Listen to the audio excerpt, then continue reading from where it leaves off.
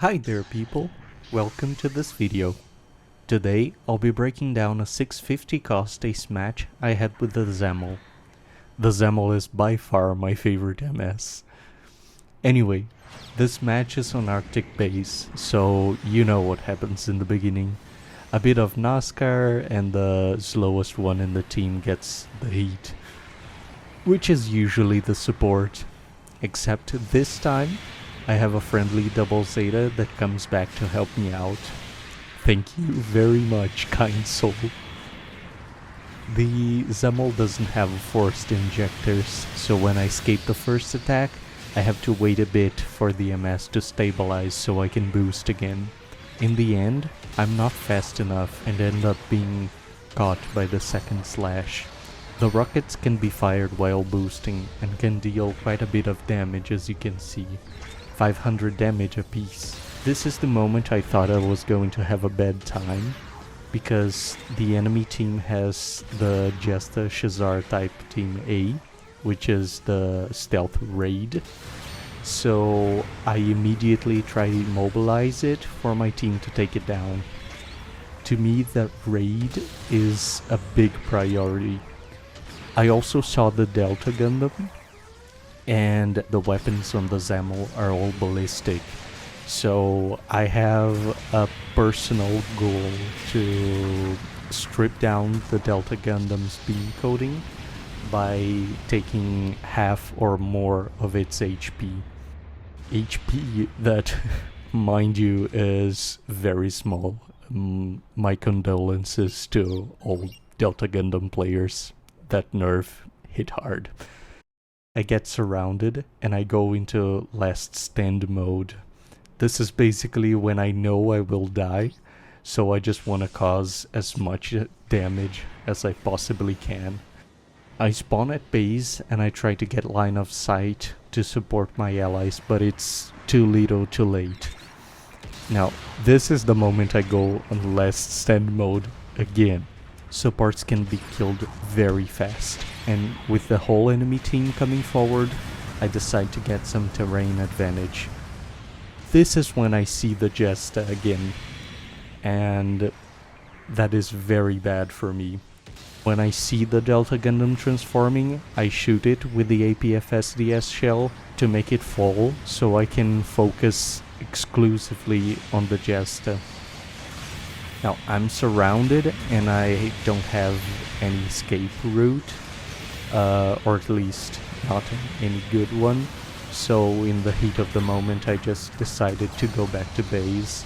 I end up taking 2 more shots against the O's and taking one of them down, but I end up getting killed again.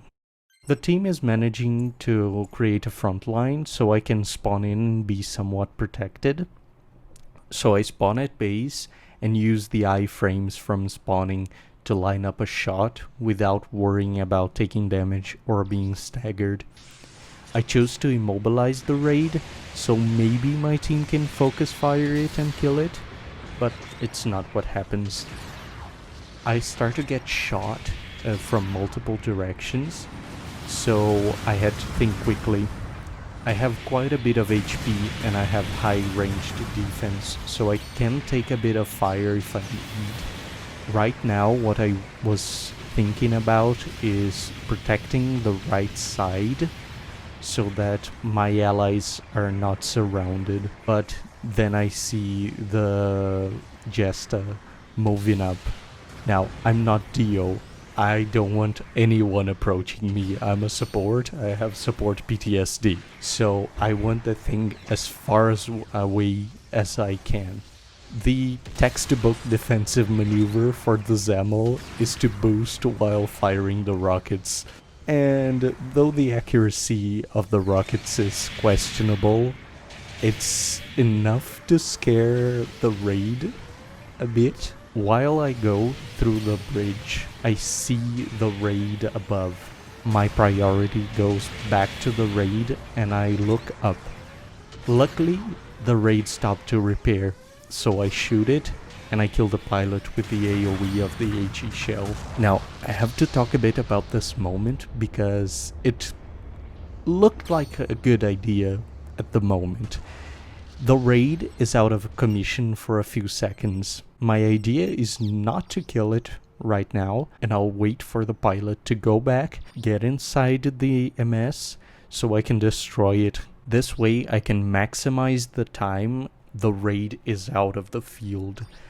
And though that raid is very dangerous for me personally as the support, because it's stealth and because it has the heavy attack, it can be very, very disruptive for the whole team. I try to keep supporting my allies while keeping a mental note of the respawn timer of the pilot. On the kill cam, I can see the raid getting up, so I send a message to the team for them to find it. So just as I respawn, I can see the raid being taken down by the ace. Now the whole team is attacking from the right, which means I can stay on top of the platform and provide support from an elevated position.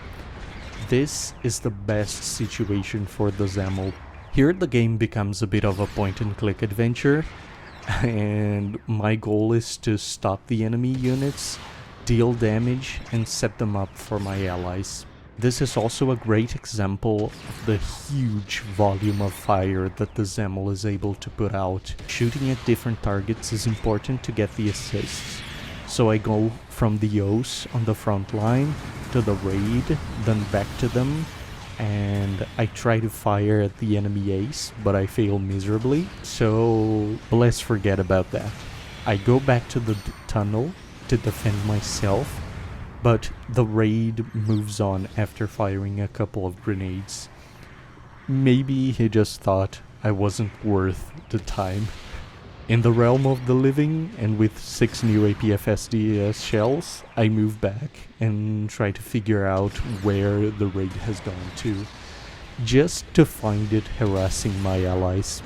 So I mobilize it for a second, so my allies can get to it, and the situation quickly evolves to a mosh pit even metalheads would be proud of. Unfortunately, the raid is not a big fan of that kind of music, so he just goes away. Then it's point-and-click time again. A few shots later, I'm finally able to hit the ace a few times. Look, sometimes our aim works and sometimes it doesn't. I'm not perfect. Our team's ace decides to charge his high mega cannon beside me, and we do a magic trick, making the O's HP disappear. I hope someone gets the reference. And that was the battle. I got the highest damage and assist score I've ever gotten, and got the highest diversions on the team, as the Xamel is huge. It's massive. It's the size of a building. It's... oh my god, it's very big. Anyway, I hope you people liked it. Thank you for watching, and let me know what you think in the comments. Bye!